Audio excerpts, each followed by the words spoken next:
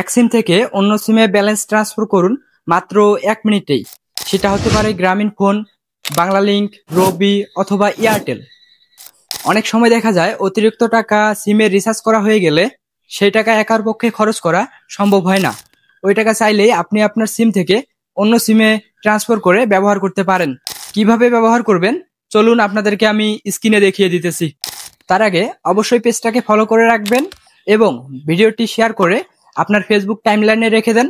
এখন প্রয়োজন না হলেও কিন্তু ভবিষ্যতে আপনার এই ভিডিওটি প্রয়োজন হতে পারে। কথা না বাড়িয়ে চলুন আপনাদেরকে স্ক্রিনে দেখিয়ে দিতেছি কিভাবে ব্যালেন্স ট্রান্সফার করবেন। আপনারা আপনাদের ফোন থেকে চলে যাবেন আপনাদের ডায়াল প্যাডে, এখানে ডায়াল করবেন *121*1500#। এটা গ্রামীণ ফোনের জন্য। তো সকল ফোনের জন্য কিভাবে ট্রান্সফার করতে হয় এটা আমি জানাই দিতেছি। তো গ্রামীণ ফোনেরটা আগে দেখাই দিতেছি। ডায়াল করলাম, এরপরে আমাদের এখান থেকে রেজিস্ট্রেশন আগে করে নিতে হবে, এই কারণে 1-এ ক্লিক করতে হবে, এরপর সেন্ড ক্লিক করতে হবে। দেখতে পাচ্ছেন আমাদের একটি SMS চলে আসছে 2802, এটা হলো আমাদের পাসওয়ার্ড। তো আমরা কি করব, এখন আবার ডায়াল প্যাডে যাব, দেন আবার ডায়াল করব *121*1500# লিখে আবার ডায়াল করব। এরপর এখানে দেখতে পাচ্ছেন 2 নম্বর অপশন ব্যালেন্স ট্রান্সফার, এখানে একটি ক্লিক করব।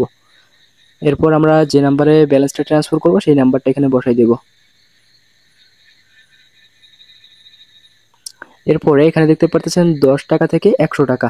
তো আপনারা 10 টাকা থেকে 100 টাকা পর্যন্ত ট্রান্সফার করতে পারবেন। তো আমি 50 টাকা ট্রান্সফার করব, 50 টাকা লিখে সেন্ড করলাম। এরপরে আমরা এখানে পিনটা বসাই দেব, অর্থাৎ মেসেজে যেটা পিন আসলো সেই পিনটা এখানে বসাই দেব। আপনারা এরকম করে ব্যালেন্স ট্রান্সফার করতে পারবেন সকল সিমের জন্য। উপরে সবগুলো কোড দেওয়া হলো, এগুলো কোড দিয়ে আপনারা এরকম করে ব্যালেন্স ট্রান্সফার করতে পারবেন।